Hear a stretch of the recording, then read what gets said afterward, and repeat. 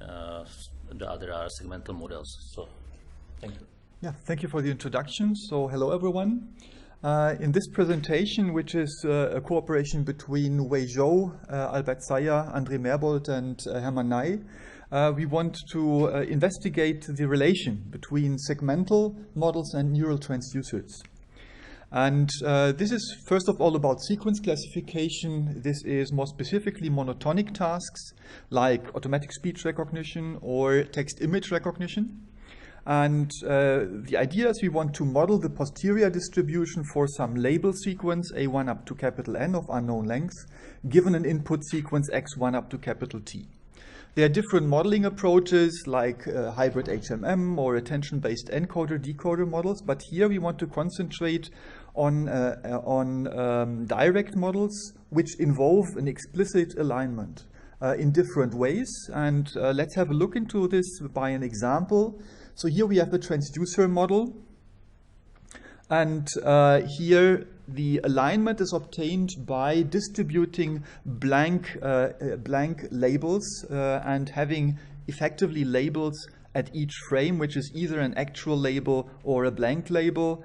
There are different flavors of that. Here we have the RNN-T structure where the actual labels would be vertical transitions.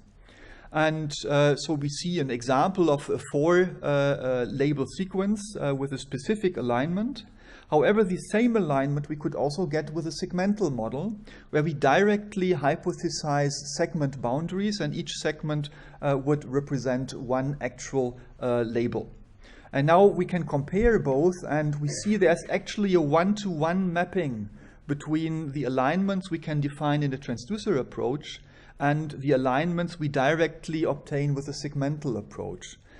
So each segmental alignment has a corresponding blank distribution and vice versa. And the questions now is, what are the modeling potential, or what is the modeling potential of the two approaches, and what's the relation of search and pruning behavior? So let's get more formal now. So on top we have the definition of the transducer model, where the red P here would represent the corresponding model distributions related to the transducer model. And the latent variable here effectively is the augmentation of the vocabulary with the blank symbol, and the different possibilities to distribute blank over the frames would be the corresponding alignments, which we marginalize over. On the other hand, the segmental model introduces explicit label boundary times as a latent variable, and here we marginalize over those. And our research question now is, how is the transducer model and the segmental model related? And what we show now is that they're actually equivalent. So let's assume we are given an arbitrary transducer model. And with the following two equations, we show how to transform that arbitrary transducer model into a segmental model which gives exactly the same string level posterior distribution. To be able to do that, first of all, we have to provide the correspondence between the pair of label sequence and boundary sequence on the one hand, and the label plus blank sequence on the other hand, which is no,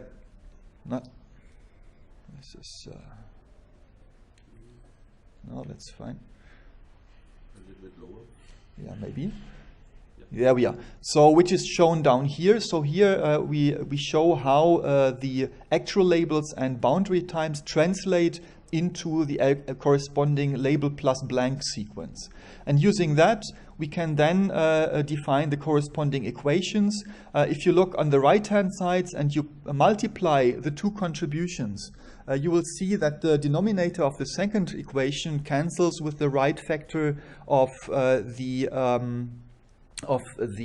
upper equation. I see that the curly bracket is wrong here. It should be before the square bracket. Anyway, so the last factor is just a single factor here, and that cancels when we multiply, and we see that the contribution is exactly the one we get for one segment out of a transducer model. So probabilities are the same on the sequence level, but they're also the same on the level of the alignments. So even before doing the marginalization, we have the same probabilities. Then other way around, let's assume we have given an arbitrary segmental model. Then also, first of all, in the first step, as shown down here, given a corresponding sequence of labels and blanks we need for the transducer model, we can compute what is the actual number of labels, what's the current time frame, what's the boundary times, and what's the actual labels, or where do occur the actual labels. And with that information, we can then use the segmental model and transform it into the probability distribution for the transducer model. On top, you have the case when the target label is a blank. Then we just access the corresponding length distribution of the segmental model. And it's easy to check that this is properly normalized. And below we have the case that the target label is an actual label. In that case, we take the posterior distribution of the actual labels from the segmental model and multiply here with 1 minus the blank distribution. The blank distribution we already defined on top here. And it's also when you multiply these together for a single segment, you get a telescope product out of the upper terms here, where adjacent numerators and denominators cancel, and you can check easily that the probabilities will be the same both on a segmental level down here and also on full string level. So what we have is an analytic result which shows that the transducer and the segmental model can be rewritten into each other with equal sequence posterior. So in principle, transducer and segmental model have the same modeling potential. And we also see that the blank probability can be interpreted as a label continuation probability, and also the required final blank of the transducer step, which is appearing at the position capital U, which is the sum of the number of symbols capital N and the number of inputs capital T. And this can be interpreted as a sequence and label, which you see in the example here when we put the two alignments on top of each other. So where originally in the transducer case, this epsilon should be a horizontal transition, but it's required anyway. I put it therefore vertical because you can effectively interpret it as a sentence end symbol, a required sentence end symbol. Okay. So what is, what is also covered by this proof is the strictly monotonic transducer, or RNA it's also called. It's also covered. In that case, you disallow to stay in the time frame, and therefore you would assume 0 length probability for that case. And what is, however, still to be investigated, what is the best underlying model? I did not talk about how we model these distributions. I just said we might have, by structure, a transducer model which can be transformed into a segmental model, or I have some arbitrary segmental model, I can transform it into a transducer. But what I left open is what is the actual model by which we want to define the corresponding distributions. So for example, what about inherently segmental features? But there is effectively no notion of inherently segmental features, because we know if we have inherently segmental features, we can transform them into the corresponding transducer distributions which come frame by frame. Also, it's interesting to look into search. We have the transducer model, which is usually searched inherently time-synchronous, whereas the segmental model would be inherently searched label synchronously. However, the equivalence shows that also the search approaches can be exchanged between the two approaches. And the equivalence shows that we can now also compare these different search variants. And what we see now in a minute is that label synchronous search actually is insufficient and requires much larger search spaces, as the experiments we will now show show. So here, first of all, we have experiments using a transducer model with limited context for the acoustic part and using an external 4-gram word-level language model on the TED-LEUM task. We do score-based pruning as for classical models. And if we start with a very tight pruning threshold of 4, we get an error rate 8.6 for the time-synchronous search, but 26.4 for the label-synchronous search. And bear in mind, it's exactly the same scores we're using here. It's just a different structuring of the search. Now, if we increase the pruning threshold, we get better in both cases. Time-synchronous gets better and even converges at a pruning threshold of about 10. But at that point, label-synchronous search is still more than twice the error, gives more than twice the error rate, and only 30% of the transcriptions would be the same between the two search approaches, and in only 26% of the cases, even the scores would be the same. So label-synchronous search does not find the optimum with such a constrained search space. If we increase the search space further by increasing the pruning threshold, we still get better, but then we are still at 12.4% with a pruning threshold of 20 here, where still about only slightly more than half of the transcriptions and scores would be the same between the approaches. So clearly, label-synchronous search is here as a disadvantage. Then another set of experiments for a full RNN-T model on the switchboard corpus, where we have no language model but full context dependence of the RNN-T model. If we do time-synchronous search, with a beam of size 1, so it's not score-based pruning anymore, it's just we just define what's the number of hypotheses we want to retain. If it's just a single hypothesis, we get 14.0% error rate. If we have a beam size 12, we get slightly better, 13.8%. Now we can do label synchronous search instead. Also having a single hypothesis in the beam, we get a worse error rate of 14.8%. And now we introduce a further structuring of the search by having a beam size on the right here, but we also, when we do the expansion into the different time steps, we allow for example, in the second line, for 4 hypotheses per original hypothesis. So intermediately, then we would have 4 by 4 hypotheses, and then we do the expansion with the corresponding label, and then we reduce it again to the 4 hypotheses we have in the original beam. With that approach, we get down to 14.2%. If we then increase the beam size, we get further improvement. But if we then increase further either the number of target times in which we expand, or also increase the size of the beam, we do not get better than that. We even get slightly worse, and we do not retain the optimal result from the time-synchronous search. So to conclude, what we have shown here is analytic proof of the equivalence of the transducer and segmental model. So we can rewrite the models into each other and we'll get exactly the same label sequence posteriors, both on the sequence level as well as on the alignment level. And in principle, transducer and segmental model therefore provide the same modeling potential, which is a direct consequence of the equivalence. It also gives us insights and a possibility to compare search and pruning strategies, and what we see is that time-synchronous search is at a clear advantage here, and this concludes my presentation, and I thank you for your interest.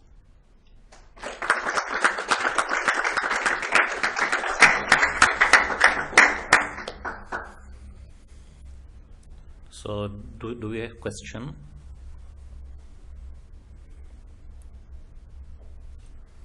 Okay, let's see if we have a raised hand. No, no questions yet. So maybe I will ask one question. Mm-hmm. I see a huge advantage in conversion of these segmental models to transducers because of decoder. Do you have examples where also the opposite conversion is beneficial? Or I did not understand. So you see a huge advantage for the segmental model? That's what you say? If you convert these segmental models to transducers, because then there are many decoders that you can use. What are the practical situations where the opposite conversion is? So maybe could you switch on the slides again? I think the problem is, I mean, first of all, this is of theoretical value, because if you look into the definition, so you have the segmental model. The segmental model certainly has the disadvantage that the length distribution at least would depend on the target time, and possibly if you reduce it on the starting time. So you have some quadratic dependence here. But that quadratic dependence does not go away, because you do not only have to search, but you would have to do the corresponding transformation. So when you have given a segmental model, you have to do this transformation, which also takes time. So the question is, would you actually do it in practice? Or would you just take the segmental model and, for example, just reorganize the search by doing the search in a more time-synchronous manner without actually doing the recomputation?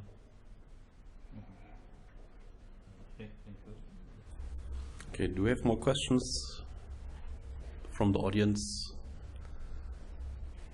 This really looks like a very fundamental work. So maybe I will ask one more question. You were showing results, maybe how the pruning was done in case of the segmental approach. Were you using some A-star approximation or? Well, again, maybe we can re-initiate the slides. So, I mean, you can just do a score-based pruning. That's what we see here, and then, irrespective of, say, the temporal depth of a hypothesis, you just go label synchronous in that case. But you can also introduce at least some consideration of the temporal depth by, as I mentioned down here, introducing a further beam size here, where when you expand in time, which you do first, you first expand in time and then you add the label at the end of the segment. And when you expand in time, you allow intermediately for more hypotheses. So for each original hypothesis out of the beam, so if you have, for example, 4 hypotheses, each of the 4 hypotheses would be expanded into future times, and you prune these down to 4 per original hypothesis. So you have 16 then. And only when you then expand also into the target label, you prune back to the original beam size of 4. So there you have like a mixture of looking into the score, but also looking into the temporal variation of your target hypothesis. Thank you. We have one question from the online audience. Roger Moore says, "Nice presentation, Ralf. Do you have an intuitive explanation of why the segmental approach performs poorly in practice?" Well, first of all, it's not the segmental approach which performs poorly, but it's the search. Because what I have shown is that the segmental model is equivalent to the transducer model. So if we take a segmental model, transform it into the transducer model, we can do a time-synchronous search, and then it should perform well, unless it's a segmental model where the underlying model structure is bad. But I think most of the story is about search.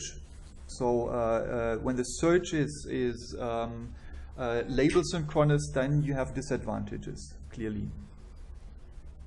Yep, we have a question from the audience. Can you come to the microphone? Oh, we have 2 questions. One question.